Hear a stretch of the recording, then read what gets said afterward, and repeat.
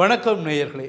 தன்னுடைய பிள்ளையை நல்ல பாடசாலையில் சேர்க்க வேண்டும், நல்ல கல்வியை வழங்க வேண்டும் என்று ஒரு தாய் நினைத்தார். அதற்காக தன்னுடைய பிள்ளையை அழைத்து கொண்டு ஒரு பாடசாலைக்கு செல்கின்றார். பாடசாலை அனுமதிக்காக பாடசாலை நிர்வாகம் கூறிய கட்டணம் தன்னால் கட்ட முடியாத அதிகமான கட்டணம். இந்த கட்டணத்தை கட்டுவதற்கு எங்களால் வசதி இல்லை. எனவே அந்த காரணத்தினால் பிள்ளையினுடைய படிப்பு தான் நினைத்த பாடசாலையில் பிள்ளையை விட முடியவில்லையே என்ற ஏக்கம், அந்த தாக்கம் அந்த தாய்க்கு இருந்தது.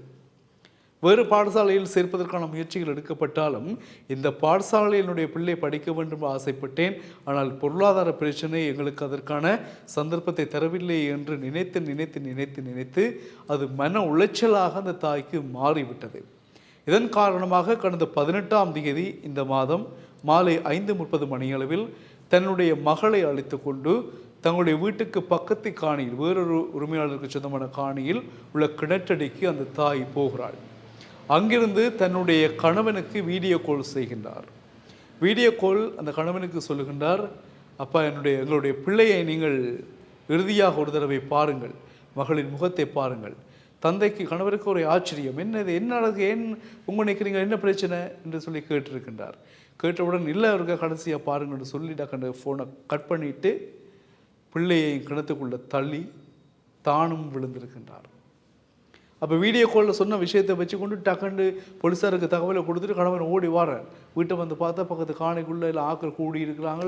சம்பவம் என்ன, பிள்ளையை விடுத்து தானும் விடுத்துட்டானோ டக்குண்டு அவசரமாக மீட்பு குழுவினெல்லாம் அழைச்சி பிள்ளையை தாயும் வெளியில் எடுத்தால் துரதிருஷ்டவசமாக 2 பேருமே இறந்து போயிட்டாங்க. இறந்து போனதில் தான் பக்கத்து வீட்டில் இருக்கக்கூடிய ஒரு வயது மாது விஷயத்தை சொல்கிறார். உங்களுடைய மனைவி நீண்ட நாட்களாக இவ்வாறான மன உளைச்சலில் இருந்தார்.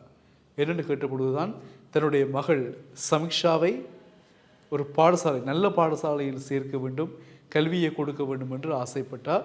அந்த பாடசாலையில் கேட்கப்பட்ட கட்டணம் என்றது அதிகமாக இருந்தது. அதை தங்களுடைய குடும்பத்தால் கட்ட முடியவில்லை என்ற ஏக்கத்தினால் அது ஒரு பிரச்சனையாக அவருக்கு மாறியது. பாடசாலையில் கெஞ்சி கேட்டாராம், பாடசாலை நிர்வாகம் சம்மதிக்கவில்லை. இல்லையம்மா இவ்வளவு பணத்தை தந்தால் தான் நாங்கள் சேர்ப்போம்னு சொல்லலாம் போல்.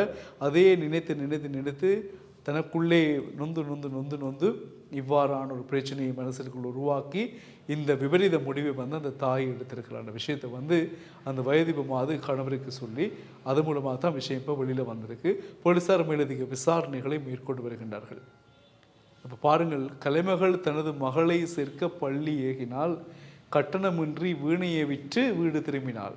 ஒரு பாடல் வரியில் கவிஞர் சொன்னார் இல்லையா, சரஸ்வதியின் மகள் படிக்க வேண்டுமானாலும் கட்டணம் கட்டத்தான் வேண்டும், பணம் கூட ஒன்றால் சரஸ்வதி வீணையை விற்றுத்தான் பாடசாலை கட்டணத்தை கட்ட வேண்டிய ஒரு சூழலில் இப்பொழுது கல்விக்கூடங்கள், பாடசாலைகள் பல செயற்படுகின்றன.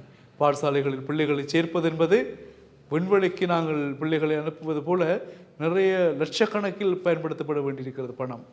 பாருங்கள், அதற்காக இந்த தாய் மகளும் எடுத்த முடிவு சரி என்று நாங்கள் சொல்லவில்லை. இது ஒரு முட்டாள்தனமான முடிவு. அந்த பாடசாலையில் மட்டும்தான் படிக்க முடியுமா? இல்லை, எத்தனையோ பாடசாலைகள் இருக்கிறது. ஒரு பாடசாலையில் சேர்க்க விருப்பம் இருந்தாலும் பணம் இல்லை என்றால் அடுத்த பாடசாலையில் விட்டு படிப்பித்து அதன் மூலமாக நாங்கள் அடுத்த பொறுவேற்றினூடாக ஏதாவது ட்ரை பண்ணி பார்த்துருக்கலாம் இல்லையா? எனவே தானும் இறந்து தன்னுடைய மகளையும் இறக்க பண்ணி இப்போ கல்வியும் இல்லை, ஆளும் இல்லை. இந்த நிலைமை தேவையா? எனவே பெற்றோர்களை, உறவுகளை சிந்தியுங்கள். ஒரு விஷயம் கிடைக்கவில்லை என்றால் அது கிடைக்காமலே போய்விடாது. கொஞ்சம் காலம் தாழ்த்தி கட்டாயமாக கிடைக்கும், முயற்சிகள் மேற்கொள்ள வேண்டும். இவ்வளவுதான் என்று நாங்கள் முடிவெடுத்து தவறான முடிவுகள் எடுத்தால் ஒன்றுக்கும் பிரயோசனம் இல்லாமல் போய்விடும். இந்த சம்பவம் இந்தியாவில் மகாராஷ்டிரா மாநிலத்தில் இடம்பெற்றிருக்கிறது. பாக்கியஸ்ரீ தாயினுடைய பேர், சமிக்ஷா மகளுடைய பேர். எனவே இந்த விடயம் சம்பந்தமாக அந்த ஊரார் மிகுந்த சோகத்தில் இருப்பதாக சொல்லப்படுகிறது. எனவே இப்பொழுது அந்த குடும்பத்தில் தந்தையும் இன்னொரு மகனும் தான் மீதம் இருக்கிறார்கள்.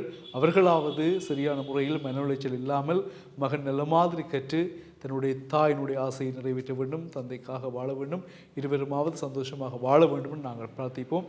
கருத்துக்களை பதிவிடுங்கள். சந்திப்போம் உறவுகளே. வணக்கம்.